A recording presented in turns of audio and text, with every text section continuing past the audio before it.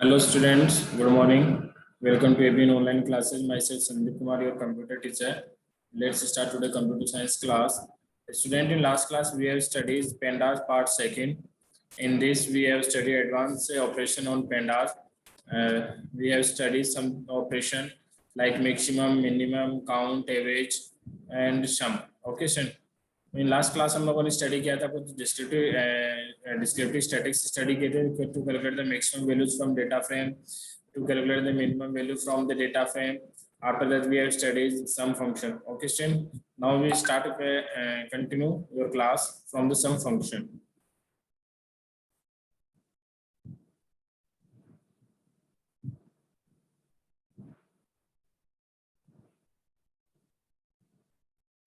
Okay student तो स्टार्ट करते हैं। आज हम लोग लास्ट क्लास में हम लोगों ने पढ़ा था कि हम डेटा फ्रेम पे सम फंक्शन कैसे अप्लाई कर सकते हैं।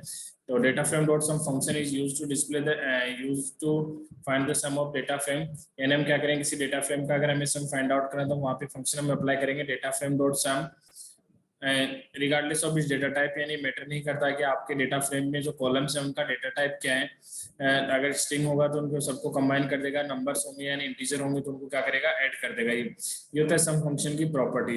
ये तब यहाँ से हम क्या कर सकते हैं, किसी भी डेटा फ्रेम में किसी भी कॉलम का सम फाइंड आउट कर सकते हैं। नेक्स्ट हम स्टडी करते हैं कैलकुलेटिंग नंबर्स ऑफ वैल्यूज। यानी डेटा फ्रेम में अगर हमें काउंट करनी है कि टोटल नंबर ऑफ वैल्यूज कितनी है, यानी टोटल नंबर ऑफ रिकॉर्ड कितने हैं, तो उसको काउंट करने के लिए हम लोग क्या करेंगे, data frame dot count will display the total number of values for each column और रो इन ए डेटा फ्रेम। यानी क्या होगा कि data frame dot count function क्या डिस्प्ले करेगा, and total number of values of each column में, हर कॉलम में total number of values and total number of रोज कितनी है उनको काउंट करके आपको आउटपुट में डिस्प्ले करवा देगा। To count the rows we need to use the parameter axis equal to 1। अगर आपको रोज काउंट करनी है कॉलम में तो आपको axis equal to 1 parameter pass करना है। अगर आपको कॉलम्स काउंट करने हैं तो आप क्या लिखोगे, axis equal to 0। In this example print df dot count. यानी क्या हम लोग df क्या हमारी एक डेटा फ्रेम थी जो हम लोगों ने पहले क्रिएट की थी। उस डेटा फ्रेम में total number of record count करने हैं तो df डॉट काउंट, यहाँ पे हमने एक्सिस इक्वल टू कोई भी पैरामीटर पास नहीं किया तो बाय डिफॉल्ट ये क्या करेगा, एक्सिस इक्वल टू 1 पैरामीटर को लेगा एंड टोटल नंबर ऑफ रोज को काउंट करेगा इन ईच कॉलम। तो फर्स्ट कॉलम था हमारा नेम, तो नेम में टोटल नंबर ऑफ रिकॉर्ड थे 12। इसी तरीके से हमारे पास में यूनिट टेस्ट थे, यूनिट टेस्ट सेकंड कॉलम था हमारा, तो उसमें टोटल नंबर ऑफ रिकॉर्ड 12 है। फिर हमारे पास सब्जेक्ट्स के कॉलम थे, उनमें भी टोटल नंबर ऑफ रिकॉर्ड्स क्या है 12। तो ये हमें क्या करेगा, सबको 12 डिस्प्ले कर देगा। लास्ट में लिखा हुआ D type equal to integer 64। D type का मीनिंग होता है डेटा टाइप क्या है, इसका डेटा टाइप है इंटीजर है और टोटल इसकी साइज कितने 64 बाइट है। ओके, नेक्स्ट हम एक प्रोग्राम देखते हैं। Write a statement to count the number of values in a रो।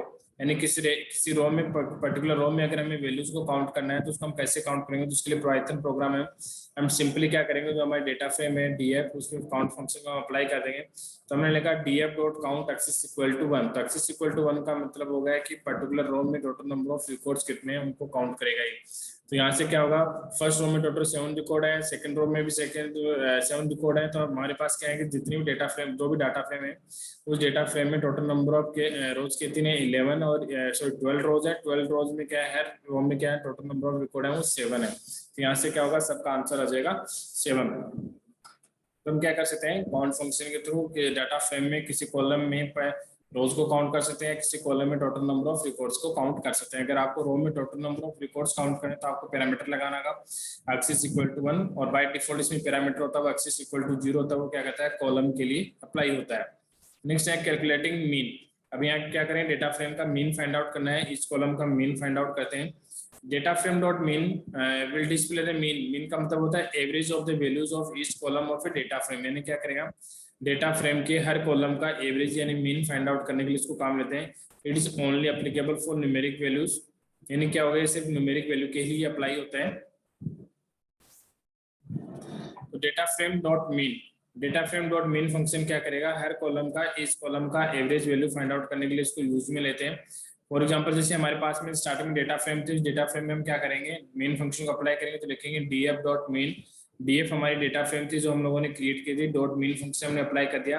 तो सबसे पहले क्या करेगा, यूनिट टेस्ट का मीन फाइंड आउट करेगा। मीन का मतलब होगा उनका एवरेज फाइंड आउट करेगा, तो उसका एवरेज आएगा 2.5। उसी तरीके से math, science, SST, Hindi, English सभी कॉलम का क्या करेगा, ये एवरेज फाइंड आउट करेगा। और लास्ट में लिखा हुआ है D type equal to float 64। यानी डी टाइप का मीनिंग हो गया डेटा टाइप, डेटा टाइप इन सबका फ्लोट है क्योंकि वैल्यूज के हैं पॉइंट्स वाले नंबर में डिनोट की हुई है, तो फ्लोट हो गया और इसकी साइज होगी वो 64 बाइट होगी। नेक्स्ट प्रोग्राम है write the statement to get an average of marks obtain by जुएर in all the unit test, यानी किसी एक पर्टिकुलर स्टूडेंट्स के हमें उसके सारे सब्जेक्ट्स में जितने भी मार्क्स हैं उनका हमें एवरेज काउंट करना है। यानी यहाँ पे कंडीशन डाली है ऑब्टेन बाय द जुएर, यानी आपको क्या करना है, जुएर जो स्टूडेंट है उसी के एवरेज मार्क्स आपको कैलकुलेट करने हैं in all the unit test, यानी उसके सभी unit test, unit test first second और थर्ड तीनों यूनिट टेस्ट के मार्क्स को एवरेज फाइंड आउट करना है।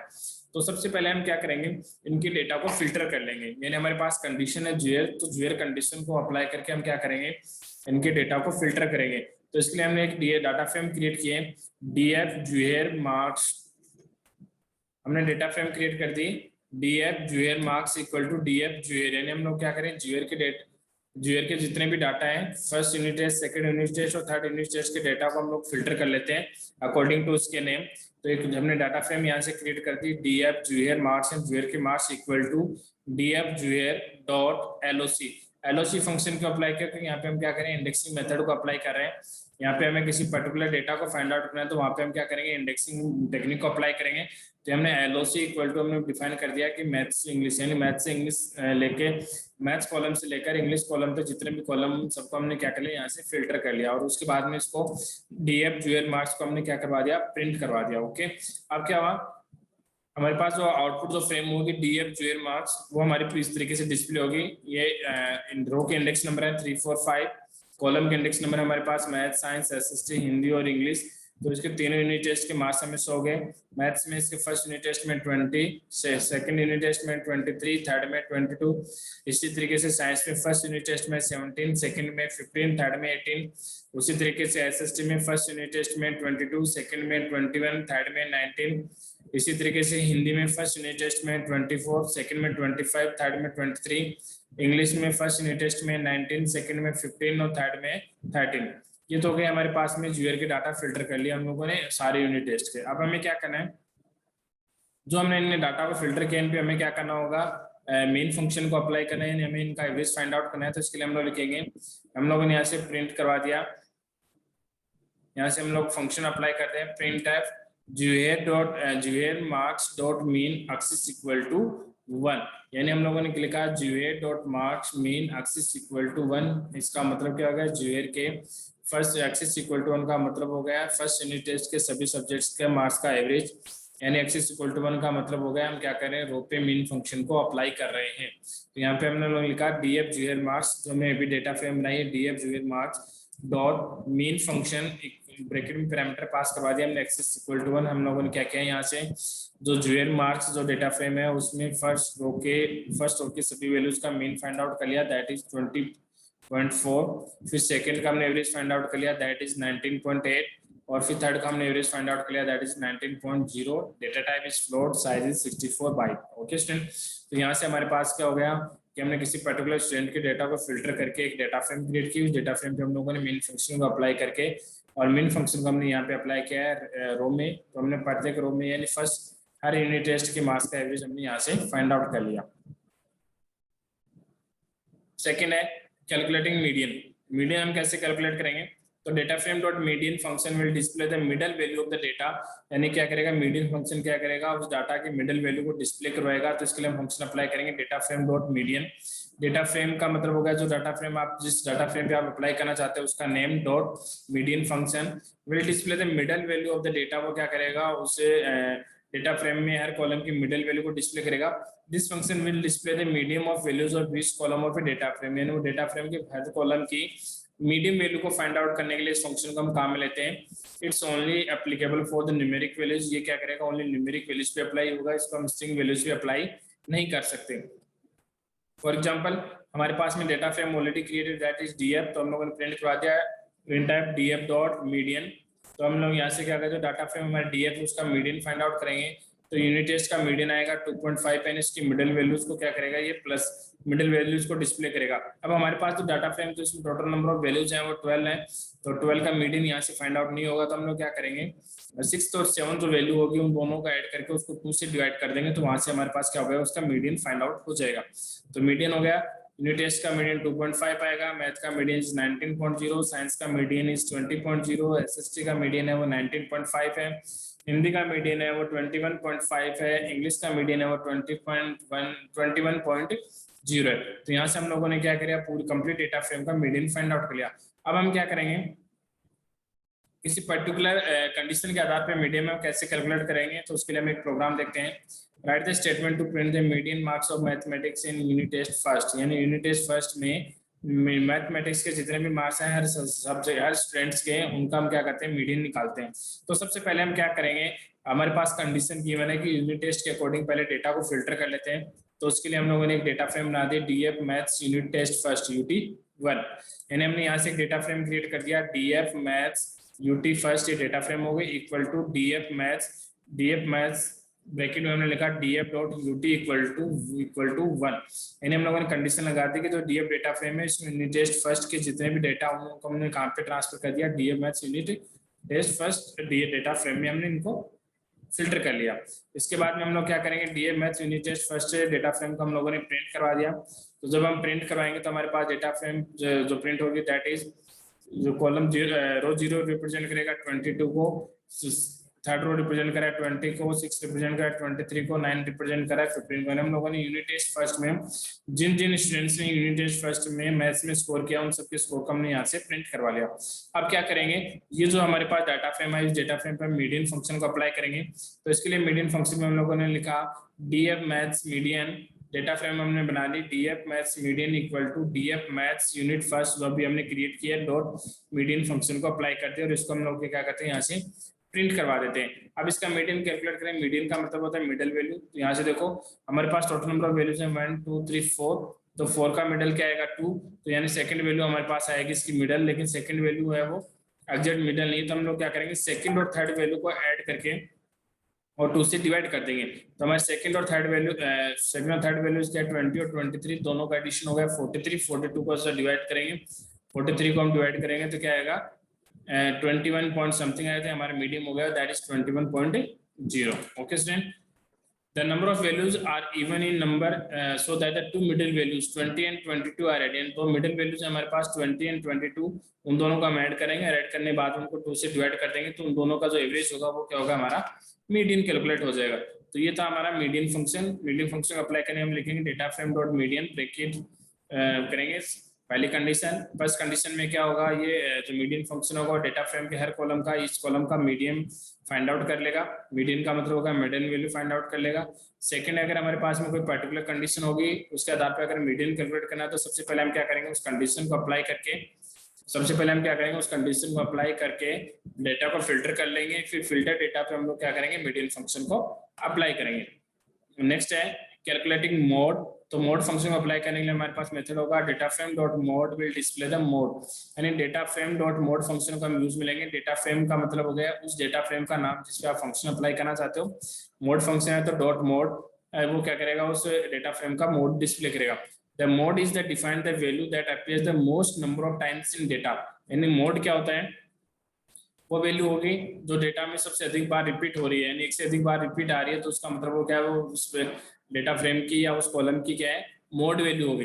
And the mode is defined as the value that appear the most number of times in data, यानी आपके डेटा फ्रेम में किसी पर्टिकुलर कॉलम में जो वैल्यू बार बार में रिपीट हो रही है वो क्या होगी, आपका उससे डेटा फ्रेम का मोड हो गया। अगर आपको रो पे अप्लाई करोगे तो रो में जो वैल्यू बार बार में रिपीट हो रही है वो रो का क्या होगा, मोड हो जाएगा। अगर आप कॉलम पे अप्लाई कर रहे हो तो कॉलम में जो वैल्यू बार बार रिपीट हो रही है वो क्या होगा, उसका मोड हो गया। This function will display the mode of each column और row of the data frame, यानी इस फंक्शन की सहायता से हम डेटा फ्रेम के हर कॉलम और रो का हम लोग क्या कर सकते हैं, मोड फाइंड आउट कर सकते हैं।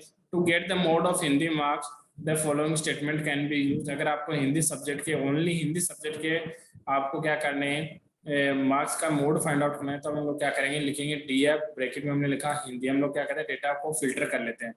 पहली कंडीशन, जब हमेशा याद रखना जब भी आप डेटा फ्रेम पे कोई भी वर्क करते हो तो अगर आपको कोई कंडीशन गिवन है तो सबसे पहले आपको कंडीशन के आधार पे क्या करना है, डेटा को फिल्टर कर लेना है। तो हम लोग क्या करते हैं, ओनली हिंदी सब्जेक्ट के मार्क्स हैं वो सब प्रिंट करवा लेते हैं। हमने लिखा प्रिंट डीएफ हिंदी, तो हिंदी के हमारे पास सारे मार्क्स प्रिंट हो गए। अब क्या करेंगे, इन पे हम मोड फंक्शन अप्लाई करेंगे, जिसमें लिखेंगे डीएफ हिंदी डॉट मोड, यानी हम लोगों ने जो डाटा फ्रेम थी डीएफ इनकी, उस पर हमने क्या कर दिया, मोड फंक्शन अप्लाई कर दिया, तो इसका मोड आएगा 24। देखो कहाँ क्यों आ रहा है 24, क्योंकि 24 है मोड सबसे ज्यादा रिपीट हो रहा है। 24 वन टाइम, ये सेकंड टाइम और ये थर्ड टाइम, यानी एक ही वैल्यू है 24, तो क्या हो रही है, एक से अधिक बार रिपीट हो रही है और सबसे ज्यादा यही रिपीट हो रही है, इसका मतलब इसका मोड क्या हो गया, 24 हो गया। ओके स्टूडेंट, तो मोड फंक्शन को अप्लाई करने हम लिखेंगे डेटा फ्रेम डॉट मोड। ये क्या करेगा, किसी जिस कॉलम पे या जिस रो पे हम अप्लाई करेंगे उसका मोड फाइंड आउट करेगा। मोड क्या होगा, उस कॉलम या रो में जो मोस्ट रिपीटेड वैल्यू होगी वो क्या होगा, उस कॉलम रो का मोड होता है। तो यहाँ से हम क्या कर सकते हैं, किसी कॉलम या रो का मोड अप्लाई कर सकते हैं। नेक्स्ट हम करते हैं कैलकुलेटिंग क्वार्टाइल। क्वार्टाइल को कैसे कैलकुलेट करेंगे, data frame dot quartile is used to get the quartile, यानी किसी डेटा फ्रेम का क्वार्टाइल कैलकुलेट करने के लिए हमें फंक्शन अप्लाई करना है data frame dot quartile. Data frame में होगा उस डेटा फ्रेम का नाम जिसपे आप उस फंक्शन को अप्लाई करना चाहते हो। जो क्वार्टाइल फंक्शन आपको अप्लाई करना है तो dot quartile is used to get the quartile. अब क्वार्टाइल क्या होता है, it will output the quartile of each column or row of the data frame in 4 parts, and quartile होते हैं वो 4 parts होते हैं। पहला पार्ट होता है the first quartile is 25% and 0.25 होता है। the second quartile is 50 यानी मीडियन, यानी मोड और मीडियन एंड मिडिल वैल्यू होती है। the third quartile is 75% यानी उसकी क्या होती है 75% वैल्यू होती है by default. it will display second quartile median of the numeric value, यानी क्या करना है, किसी डेटा फ्रेम का अगर क्वार्टाइल कैलकुलेट करना है तो हम फंक्शन अप्लाई करेंगे डेटा फ्रेम डॉट क्वार्टाइल। इस फंक्शन के साथ हम क्या कर सकते हैं, डेटा फ्रेम का क्वार्टाइल कैलकुलेट कर सकते हैं। इससे हम क्या करेंगे, किसी भी रो या किसी भी कॉलम का हम लोग क्वार्टाइल यहाँ से हम कैलकुलेट कर सकते हैं। फर्स्ट क्वार्टाइल होगा, क्वार्टाइल होते हैं वो टोटल 4 टाइप्स होते हैं। फर्स्ट क्वार्टाइल होगा वो 25% होगा, यानी उस डेटा फ्रेम की मिडल की 25% वैल्यूज होगी। सेकंड क्वार्टाइल होता है वो 50% होता है, उसका मीडियन होता है, जो हम लोगों ने पहले कैलकुलेट किया है, मीडियन का मतलब मिडिल वैल्यू होती है। थर्ड क्वार्टाइल होगा वो 75% होगा, यानी उसकी 1/3 पार्ट्स को हम कैलकुलेट करेंगे यहाँ से। तो क्वार्टाइल हमें कैलकुलेट करना है, तो हमने फंक्शन अप्लाई कर दिया डीएफ डॉट क्वार्टाइल, यानी जो डेटा फ्रेम थी हमारी डीएफ जो हमने फर्स्ट क्लास में क्रिएट की थी उसमें हम लोगों ने क्वार्टाइल फंक्शन अप्लाई कर दिया। तो इसका आउटपुट आएगा, यूनिट टेस्ट का क्वार्टाइल आएगा 2.0, मैथ्स का 20.5, साइंस का 19.5, एसएसटी का 20.0, हिंदी का 22.5, इंग्लिश का 21.5। ये हम डायरेक्ट अप्लाई कर दिया। अब अगर आपको उसका फर्स्ट क्वार्टाइल कैलकुलेट करना है तो फर्स्ट क्वार्टाइल के लिए आपको वैल्यू डिफाइन करनी होगी। फर्स्ट क्वार्टाइल कितना होता है 25%, यानी इसका मतलब Q इक्वल टू 0.25 होता है। तो हमने लिखा df डॉट क्वार्टाइल ब्रैकेट में पैरामीटर पास करवा दिया Q इक्वल टू 0.25, यानी जो हमने अभी कंप्लीट क्वार्टाइल जो कैलकुलेट किया है उसका 25%, तो उसका 25% हम कैलकुलेट करेंगे। तो यूनिट टेस्ट फर्स्ट का आएगा 1, मैथ्स का आएगा 16.50, साइंस का आएगा 18.00, एसएसटी का आएगा 18.75, हिंदी का आएगा 20.75 और इंग्लिश का आएगा 19.75, यानी फर्स्ट क्वार्टाइल का मतलब हो गया 1/4। ओके, तो 1/4 पार्ट डेटा फ्रेम के 1/4 पार्ट को हमने कैलकुलेट किया तो हमारे पास ये आंसर आएगा। इसी तरीके से अगर आपको उसका थर्ड क्वार्टाइल कैलकुलेट करना है, थर्ड क्वार्टाइल का मतलब होता है Q इक्वल टू 0.75, यानी 3/4 पोर्शन को कैलकुलेट करना है। तो जब उसका 3/4 पोर्शन आप कैलकुलेट करोगे तो आपको पैरामीटर में पास करवाना है डीएफ डॉट क्वार्टाइल, पैरामीटर हो गया Q इक्वल टू 0.75। तो 0.75 उसका कैलकुलेट करेंगे, इसका मतलब यूनिट टेस्ट का जो आंसर आएगा वो 3.00, मैथ्स का आएगा 22.25, साइंस का 21.25, एसएसटी का 22.50, हिंदी का 20.400, इंग्लिश का 23.00। यानी आपको क्या करना है, सिर्फ डायरेक्ट फंक्शन अप्लाई करना है, फंक्शन में पैरामीटर में वैल्यू पास करवानी है, अकॉर्डिंग वैल्यू ऑटोमेटिकली आपको आंसर शो कर देगा। तो इस फंक्शन क्वार्टाइल फंक्शन की सहायता से हम क्या करते हैं, किसी डेटा फ्रेम का क्वार्टाइल कैलकुलेट कर सकते हैं। क्वार्टाइल का मतलब होता है डेटा फ्रेम के 4 पोर्शन होते हैं। पहला पोर्शन होता है 0.25 यानी 25%, सेकंड होता है उसका 50%, दैट इज मीडियन होता है, और थर्ड पार्ट होता है उसका 0.75% यानी जिसको हम बोल सकते हैं 3/4 पार्ट होता है। इसी तरीके से अगर आपको किसी पर्टिकुलर डेटा के अकॉर्डिंग उसको क्वार्टाइल कैलकुलेट करना है तो सबसे पहले हम लोग क्या करेंगे, उस पर्टिकुलर डेटा के अकॉर्डिंग उस डेटा को फिल्टर करेंगे। तो लिखा है क्वेश्चन आपके पास गिवन है, write the statement to display the first and third quartile of all subject, यानी सभी सब्जेक्ट के फर्स्ट और थर्ड क्वार्टाइल आपको कैलकुलेट करने हैं। तो सबसे पहले आपको क्या करना होगा, डेटा को फिल्टर करना है अकॉर्डिंग टू सब्जेक्ट। तो हमने एक डेटा फ्रेम बना दी DF subject equal to DF subject हो गया हमारे पास मैथ, साइंस, एसएसटी, हिंदी और इंग्लिश। इन सब्जेक्ट को हम क्या करते हैं, प्रिंट करवा देते हैं। तो हम लोगों ने डेटा फ्रेम को प्रिंट करवा दिया डीएफ सब्जेक्ट, तो हमारे पास डेटा फ्रेम प्रिंट हो गई DF subject math, science, SST, Hindi और इंग्लिश। अब हम क्या करते हैं, इस डेटा फ्रेम का 0.25 एंड फर्स्ट क्वार्टाइल और थर्ड क्वार्टाइल कैलकुलेट करते हैं। तो हमने लिखा DFQ, हमने एक नई डेटा फ्रेम बनाई है, DFQ equal to subject DF subject जो हमने अभी क्रिएट किया data frame dot quartile function में पैरामीटर पास करवा दिया 0.25 और 0.75 यानी हम लोग क्या करते हैं उसका फर्स्ट और थर्ड क्वार्टाइल कैलकुलेट करते हैं और उसको हम लोगों ने प्रिंट करवा दिया, प्रिंट DFQ। तो जब हम फर्स्ट क्वार्टाइल कैलकुलेट करेंगे 0.25 कैलकुलेट करेंगे तो आएगा मैथ का 16.50, साइंस का 18.0, SST का 18.75, हिंदी का 20.75, इंग्लिश का 19.75। इसी तरीके से अगर हम उसका थर्ड क्वार्टाइल कैलकुलेट करेंगे तो इसका आंसर आएगा 0.75। तो मैथ्स का तो थर्ड क्वार्टाइल होगा वो 22.25, साइंस का 21.25, SST का 22.50, हिंदी का 24.00 और इंग्लिश का होगा 23.00। तो इस तरीके से हम लोग क्या कर सकते हैं, किसी फंक्शन का क्वार्टाइल कैलकुलेट कर सकते हैं। फर्स्ट और थर्ड क्वार्टाइल कैलकुलेट करने का ये मेथड होता है।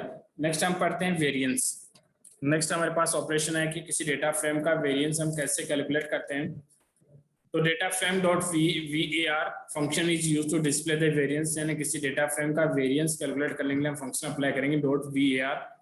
It is the average of squared from the mean, यानी मीन का जो वैल्यू होगी उस मीन वैल्यू का एवरेज निकाल के और उसका स्क्वायर वैल्यू हम कैलकुलेट करेंगे, स्क्वायर रूट उसका कैलकुलेट करेंगे, जो हमारे पास जो आंसर आएगा वो क्या होगा, वेरिएंस होगा। यानी मैथमेटिकल फंक्शन है वेरिएंस। वेरिएंस का मतलब क्या होता है कि जिस कॉलम या जिस रो पे या जिस डाटा फ्रेम पे आप वेरिएंस फंक्शन को अप्लाई करना चाहते हैं उसमें क्या होगा, सबसे पहले उसका मीन फाइंड आउट किया जाएगा। मीन फाइंड आउट करने के बाद में उसका क्या करेंगे, एवरेज फाइंड आउट करेंगे और एवरेज फाइंड आउट करने के बाद में उसका स्क्वायर रूट निकालेंगे, तो जो आंसर होगा वो क्या होगा, उसका वेरिएंस होगा। तो data frame dot VAR function is used to display the variance, यानी data frame dot VAR function को यूज में लेंगे किसी डेटा फ्रेम का वेरिएंस कैलकुलेट करने के लिए। It is the average of squared, it is the average of the squared difference from the mean, यानी स्क्वायर डिफरेंस मीन का जो स्क्वायर डिफरेंस होगा वो क्या होगा, उसका एवरेज होगा। तो अगर हमें कंप्लीट डेटा फ्रेम के सभी सब्जेक्ट का मीन वेरिएंस हमें कैलकुलेट करना है तो हम लिखेंगे DF, पहले डेटा फ्रेम को फिल्टर करेंगे DF math science SST Hindi और इंग्लिश डॉट VAR फंक्शन में अप्लाई कर दिया। तो जो मैथ्स का वेरिएंस होगा वो होगा 15.840909, साइंस का जो वेरिएंस आएगा दैट इज 7.113636, SST का जो वेरिएंस आएगा दैट इज 9.901515। तो ये हमारा हो गया वेरिएंस को कैलकुलेट करने का मेथड। ओके स्टूडेंट, नेक्स्ट हम पढ़ते हैं कैलकुलेटिंग स्टैंडर्ड डेविएशन। लास्ट हमारा फंक्शन है स्टैंडर्ड डेविएशन कैसे कैलकुलेट करेंगे। तो data frame dot STD function is return the standard deviation of the values, यानी स्टैंडर्ड वैल्यूज का स्टैंडर्ड डेविएशन रिटर्न करेगा, इन आंसर हमें शो करेगा। स्टैंडर्ड डेविएशन क्या होता है, standard deviation is calculated as the square root of the variance, जो हमने वेरिएंस अभी कैलकुलेट किया है उस वेरिएंस का जो स्क्वायर रूट होगा दैट इज हमारा क्या होगा, डेविएशन होगा। तो data frame dot STD function है उसको यूज में लेके हम लोग क्या करेंगे, किसी डेटा फ्रेम का डेविएशन को कैलकुलेट कर सकते हैं। फॉर एग्जांपल हमारे पास डेटा फ्रेम है DF, तो DF डेटा फ्रेम में हमारे पास कॉलम है मैथ साइंस SST हिंदी और इंग्लिश, इन सब का हम लोग क्या करते हैं, स्टैंडर्ड डेविएशन कैलकुलेट करते हैं। तो इसके लिए हमने लिखा DF इन parameter math science SST Hindi English dot STD, यानी स्टैंडर्ड डेविएशन फंक्शन को हम अप्लाई कर दिया।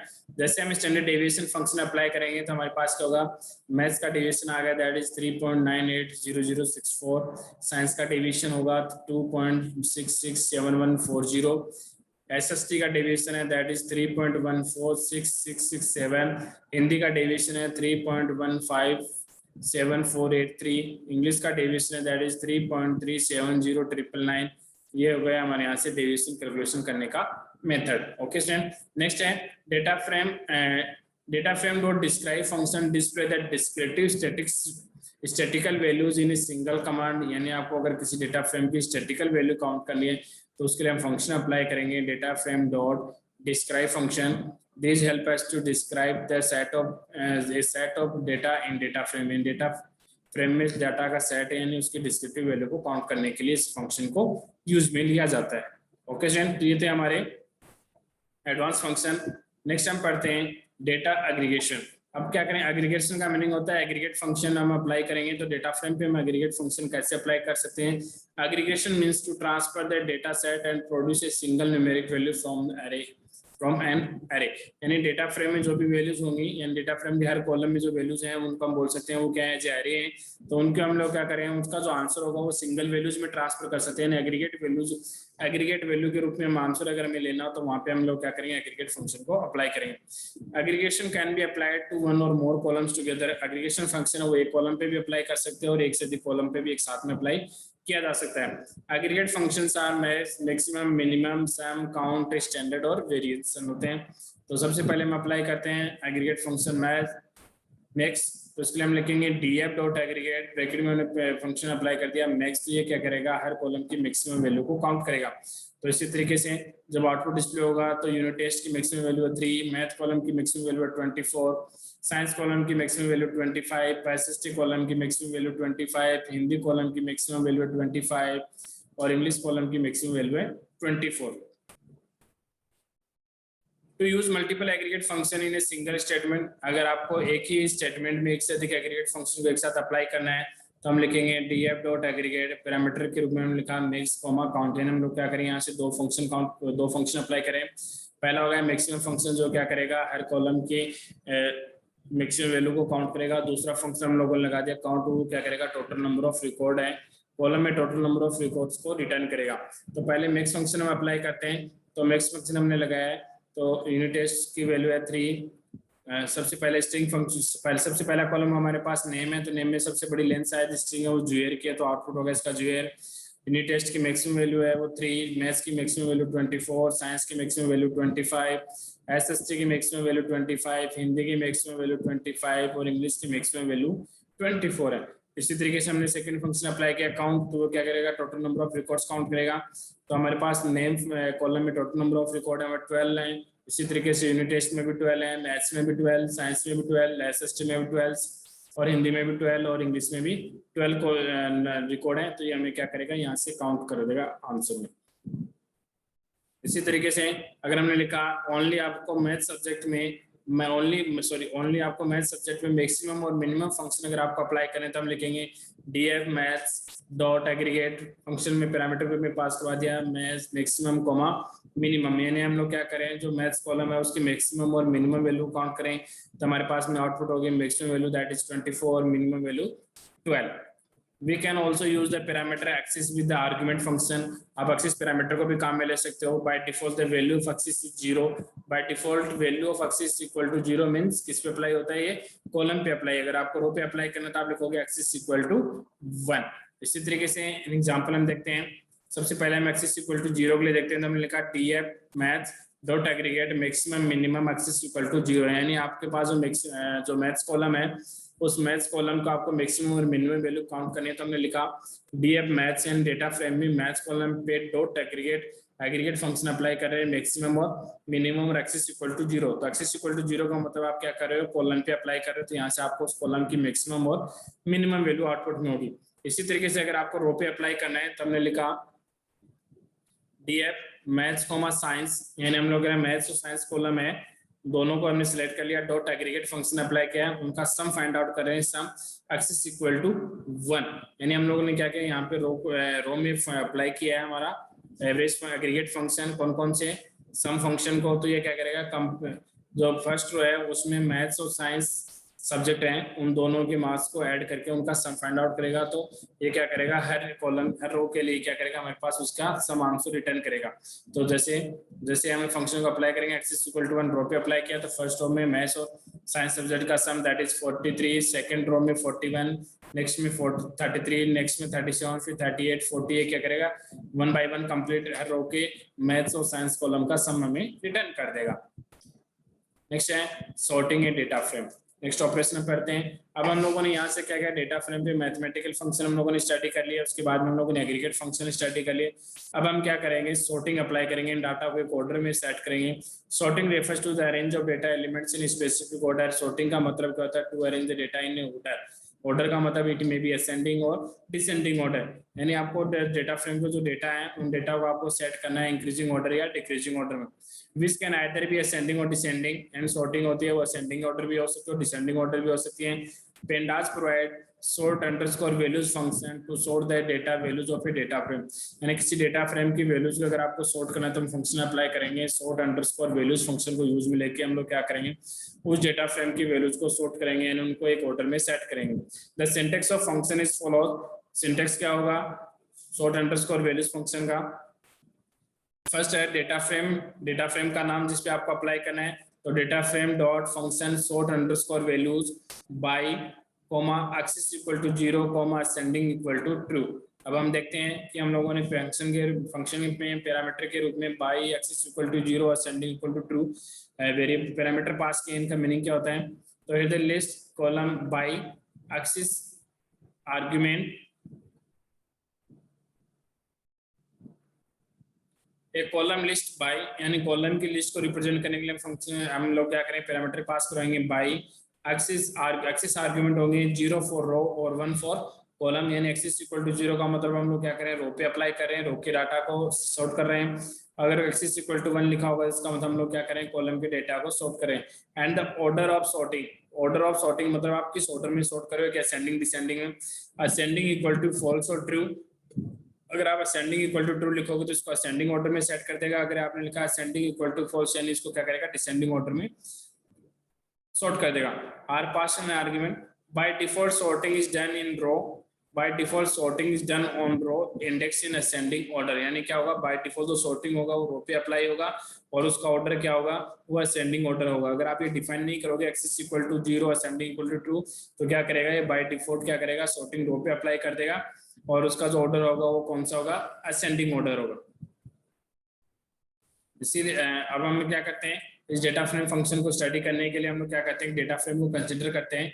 हमारे पास एक डेटा फ्रेम है प्रिंट डीएफ। हमारे पास जो डेटा फ्रेम थी जो हमने स्टार्टिंग में क्रिएट की थी उसमें हमने क्या करना है, सॉर्ट फंक्शन को अप्लाई कर रहे हैं। तो लिखा print DF dot sort values by equal to name. यानी हम क्या करें, जो हमारी फर्स्ट डेटा फ्रेम थी डीएफ उसको नेम के अकॉर्डिंग सॉर्ट करें, यानी स्टूडेंट्स के नेम के अकॉर्डिंग उनके डेटा को सॉर्ट कर रहे हैं। तो हमने लिखा डीएफ डॉट सॉर्ट फंक्शन हमने अप्लाई किया sort underscore values by equal to name. यानी हम क्या करें, नेम के अकॉर्डिंग क्या करें, डेटा फ्रेम को सॉर्ट करें।